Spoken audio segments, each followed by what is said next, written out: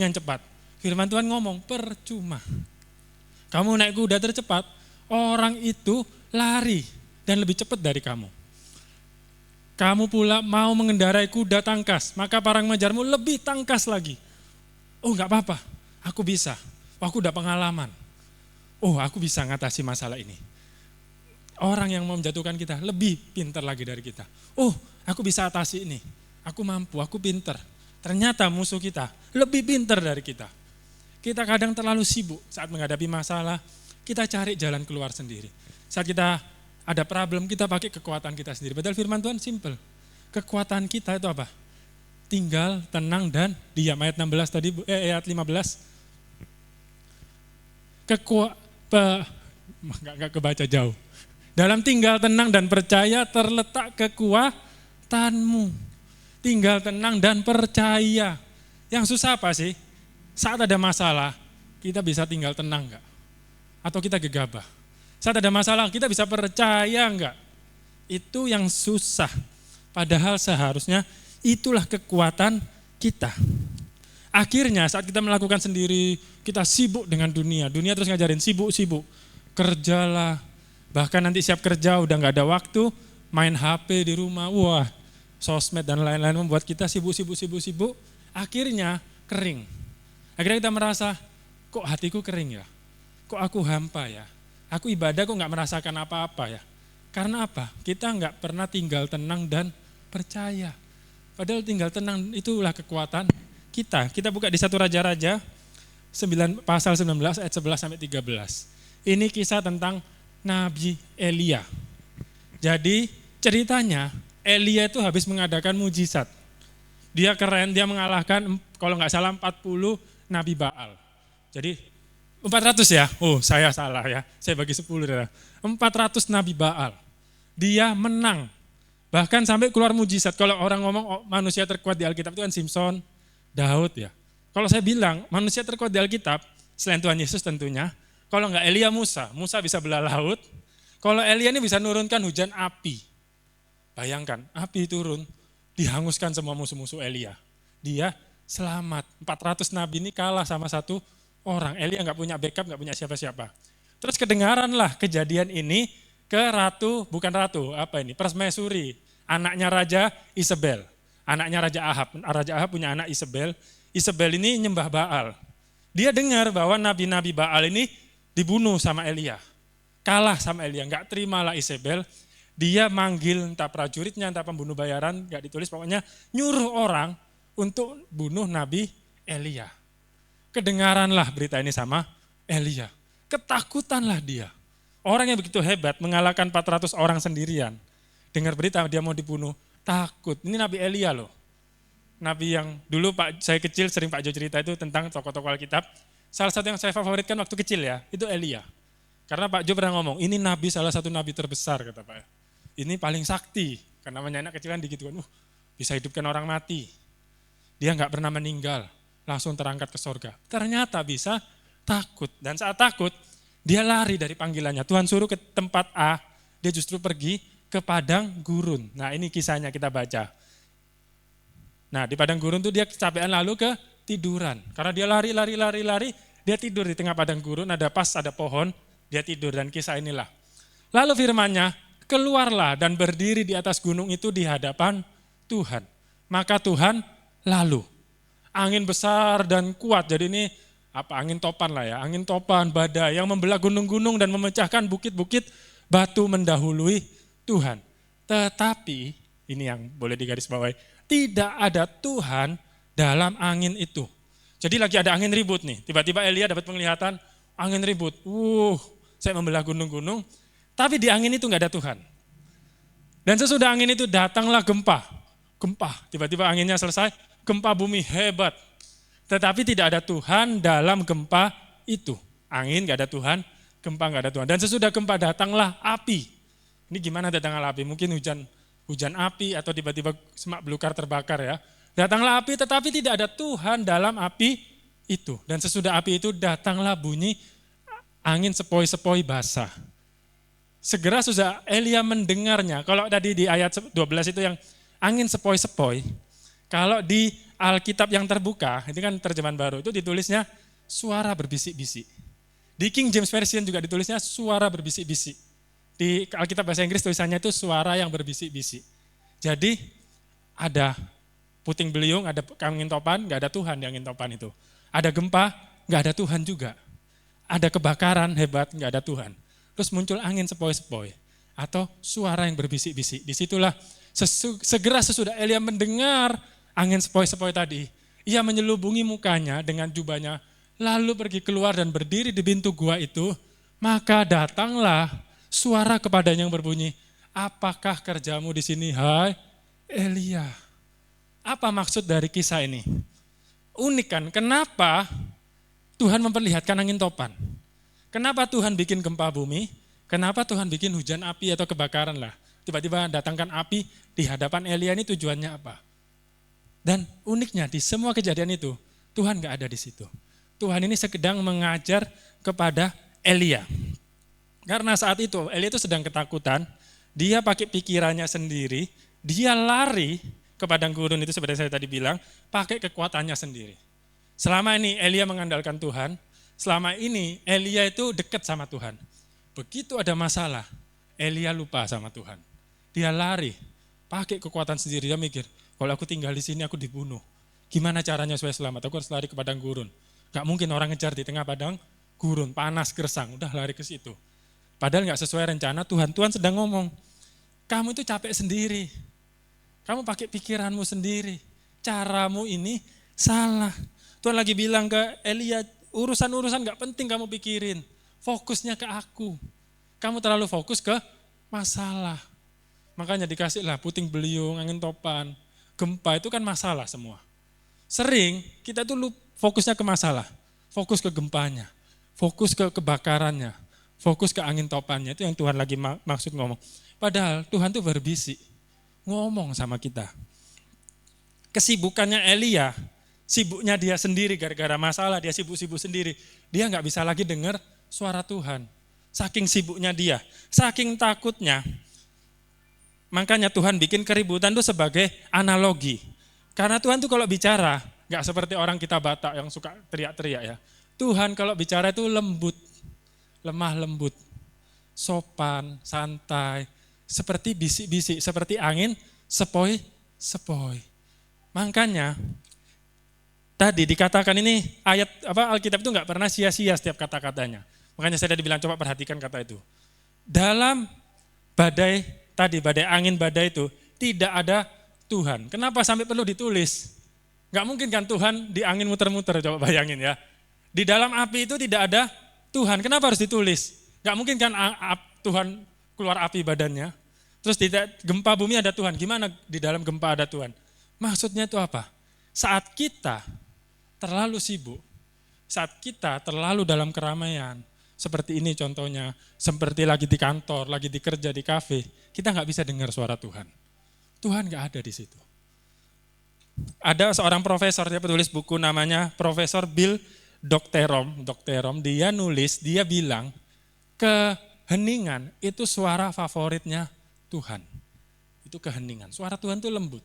Saat kita lagi di kafe, lagi kerja, itu kita susah dengar suara Tuhan. Kenapa kita jarang dengar suara Tuhan? Kenapa kita kering?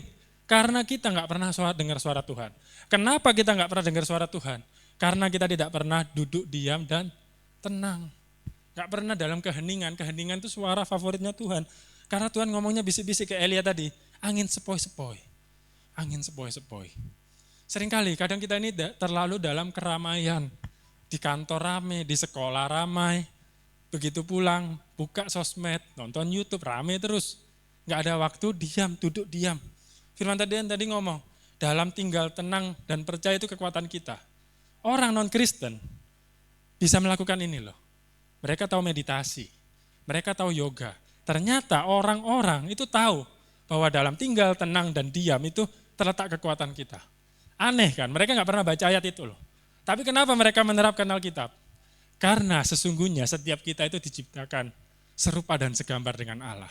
Di hati kita itu ada Injil. Walaupun kita nggak pernah baca Alkitab, walaupun orang-orang dunia itu nggak pernah baca Alkitab, bisa secara otomatis, tiba-tiba hidup mereka itu kayak Alkitab.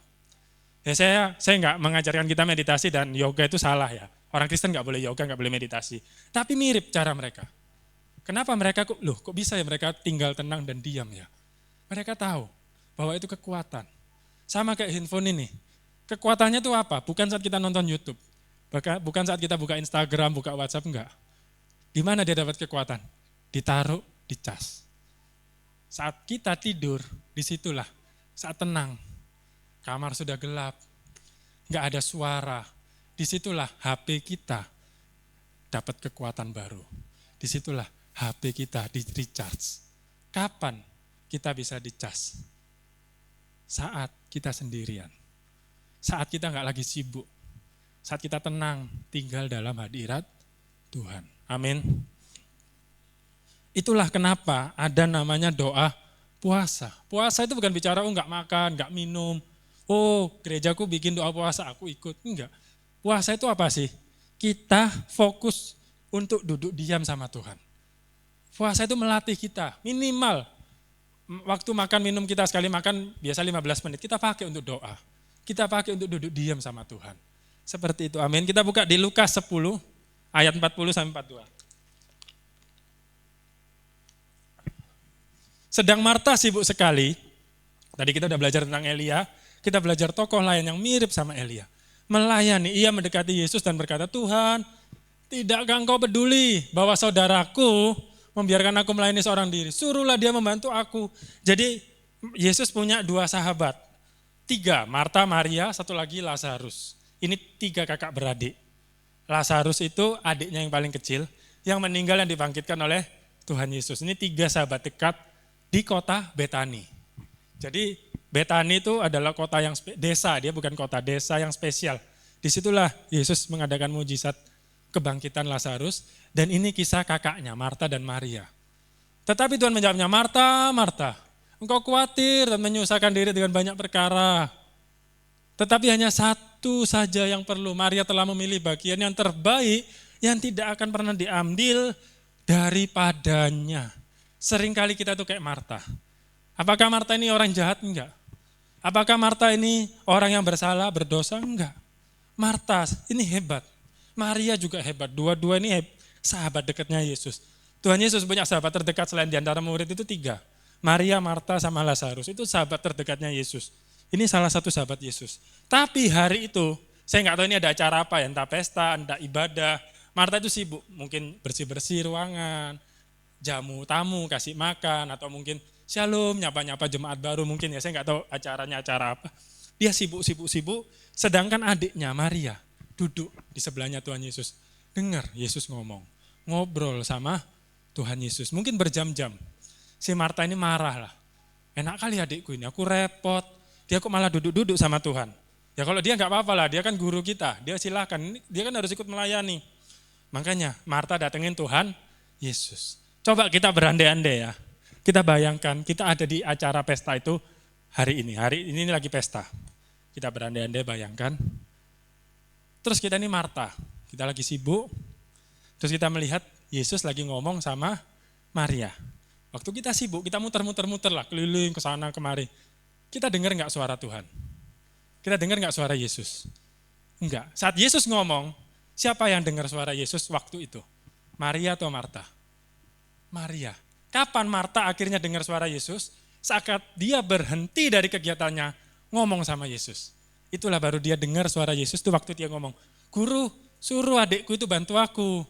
Enak kali dia duduk-duduk. Saat dia berhenti dari kesibukannya, dia ngomong sama Yesus. Di saat itulah dia dengar suara gurunya. Dia dengar suara Yesus. Di saat itu dia dapat pengajaran. Oh Marta, Marta, kamu sok sibuk. Kamu menyibukkan diri. Belajar dari Maria ini ambil bagian terbaik. Duduk diam sama aku. Itulah bagian terbaik. Kalau Marta enggak, tapi ini hebat Marta. Kalau dia enggak menyempatkan diri ngomong sama Yesus, ya udah dia sibuk, dia enggak akan pernah dengar suara Yesus. Kita sering kayak Marta. Kita sibuk. Tapi bedanya sama Marta, Marta sempat berhenti untuk dengar suara Yesus.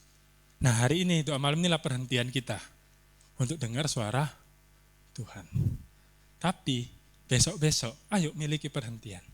Amin. Dalam tinggal tenang dan percaya itulah kekuatan kita. Maria hebat, ngobrol berjam-jam. Makanya Tuhan saya ngomong bagian terbaik.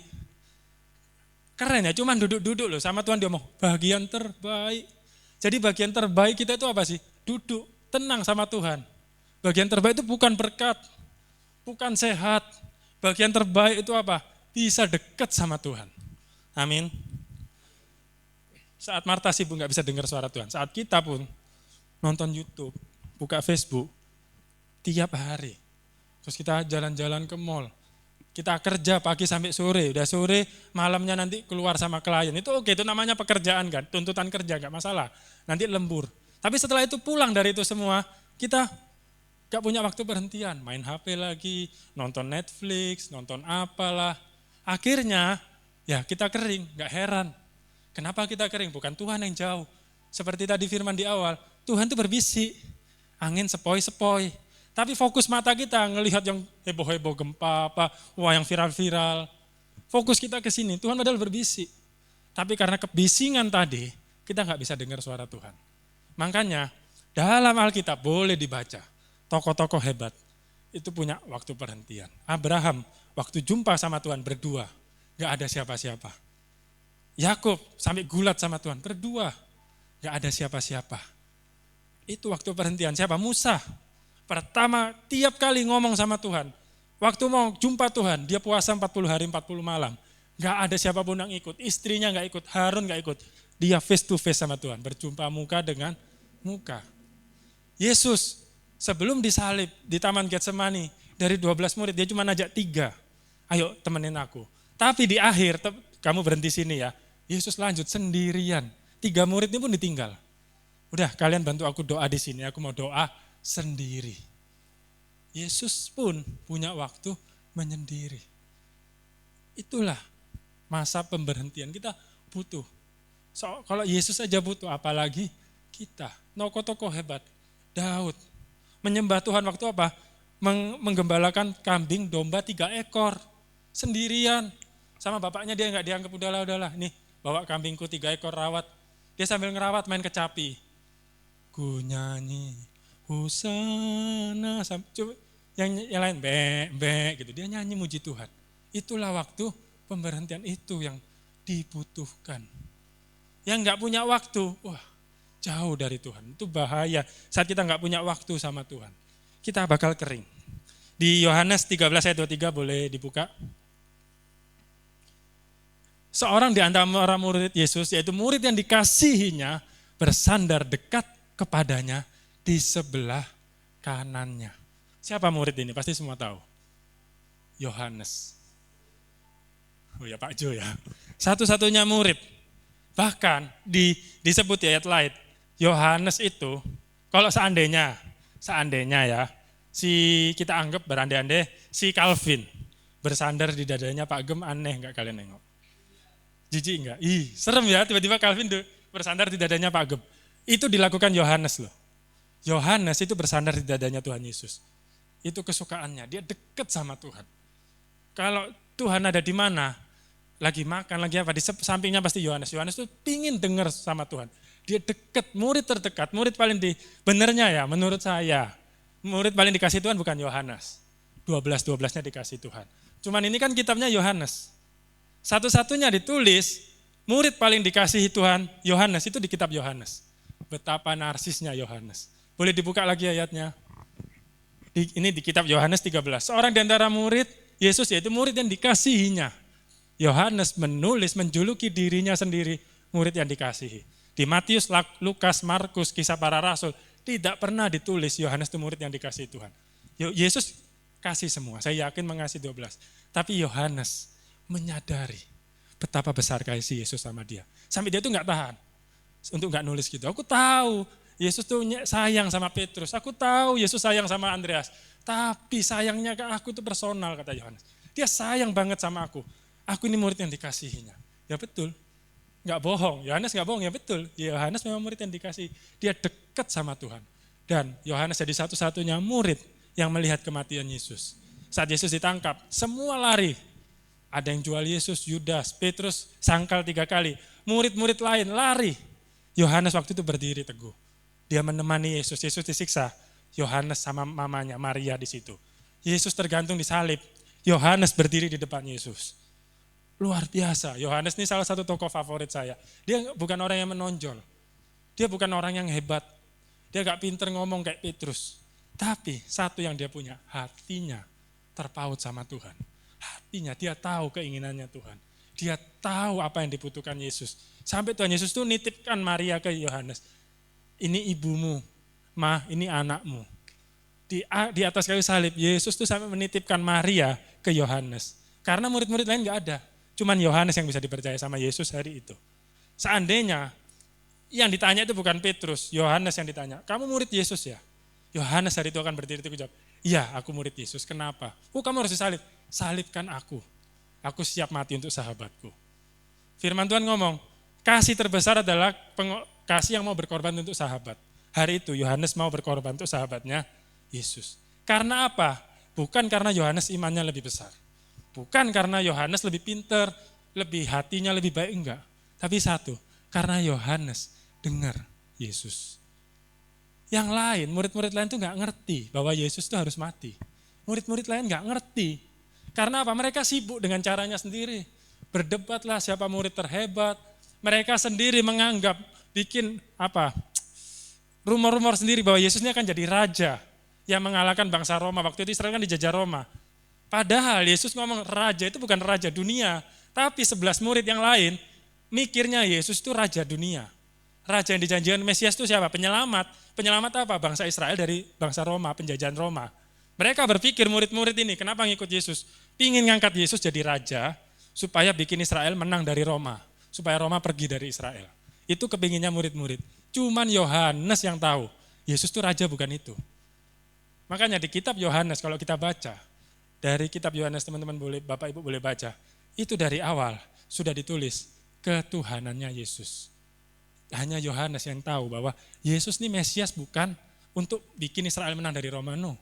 Yesus ini harus disalib, mati. Makanya di saat murid-murid kaget, Yesus ditangkap, Yohanes sudah siap. Yohanes temenin. Karena apa? Yohanes dengar. Apakah Yesus ngomong cuma spesifik ke Yohanes? Enggak. Yesus ngomong ke 12 murid. Tapi 11 murid ini sibuk. Kayak tadi suara Yesus tuh kayak angin sepoi-sepoi. Murid-murid sibuk lah, berdebat lah, sibuk melayani. Cuman Yohanes sandar di dadanya Tuhan Yesus. Dengar, duduk di sampingnya Yesus. Suatu hari nanti, kalau kita masuk surga, saya doakan kita semua masuk surga, amin. Kita jalan-jalan di surga. Kita nampak Daud sama prajurit-prajuritnya di sisi sana. Wah, kita lihat Musa lagi bersihkan tongkat. Wih, Musa itu tongkat Musa lagi dibersihkan. Kita lihat Elia sama Elisa lagi ngobrol. Wah, muridnya itu. Terus kita lihat Yesus jalan. Di sampingnya Yesus ada satu orang ikut. Kemana Yesus pergi? Orang ini ngikut.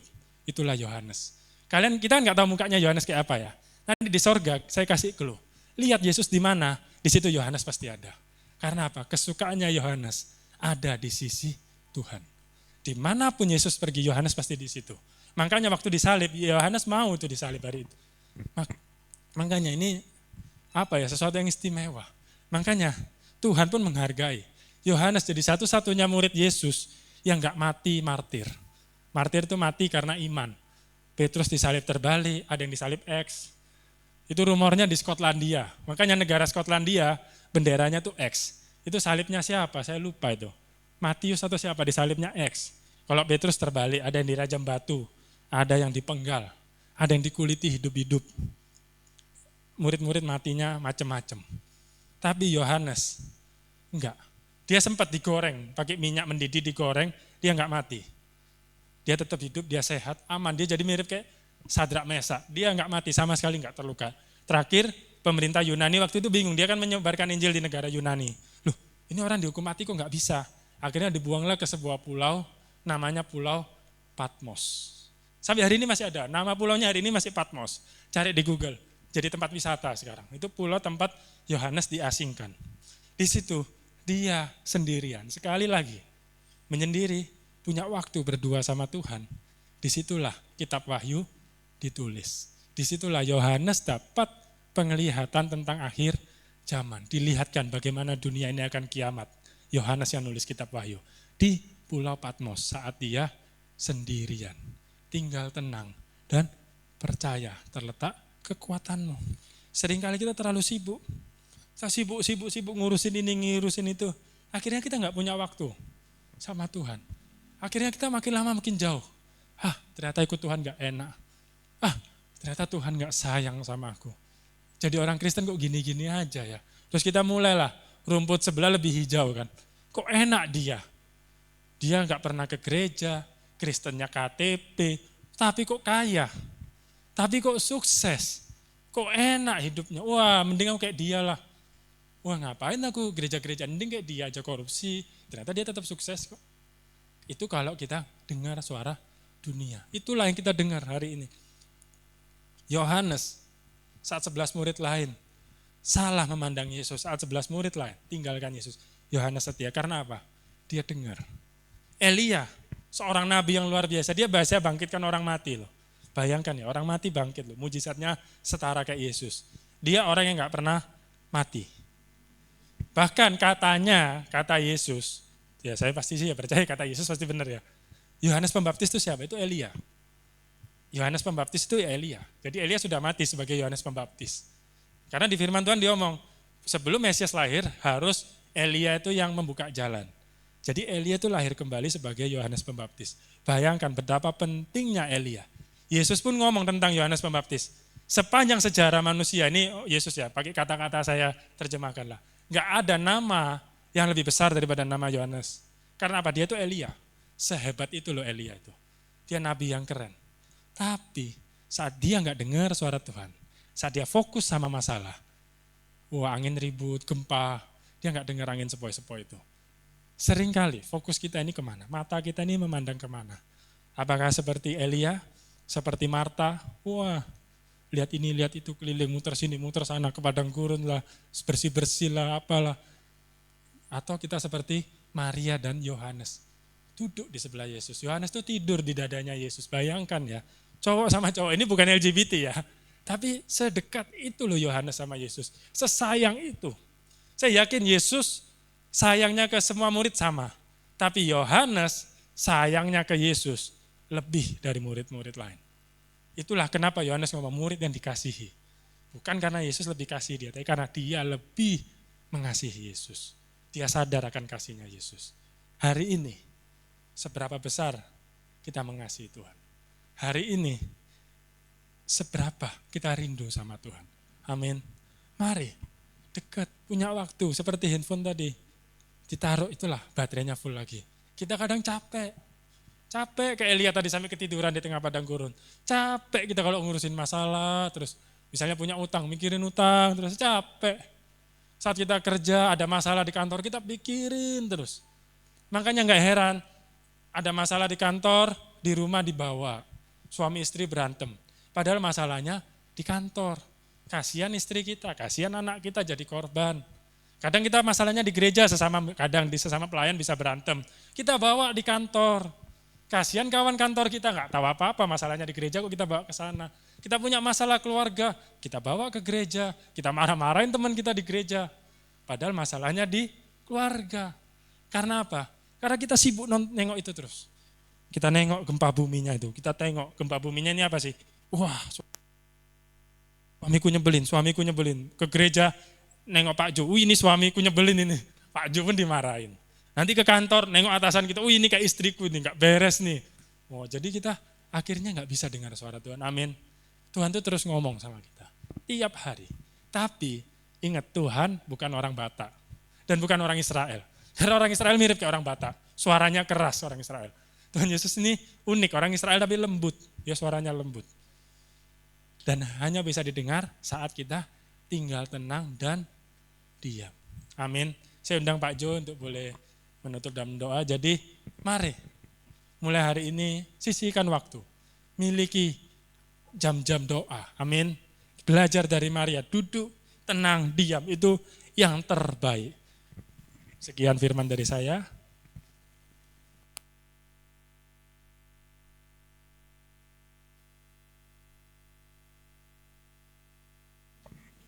Saya undang Besi, naik Besi. Bantu. Saya tutup ya firman dengan doa ya. Bapa yang baik, kami bersyukur buat kebenaran firman-Mu, di mana kami semuanya boleh diingatkan kembali bahwa kami harus duduk tenang, diam,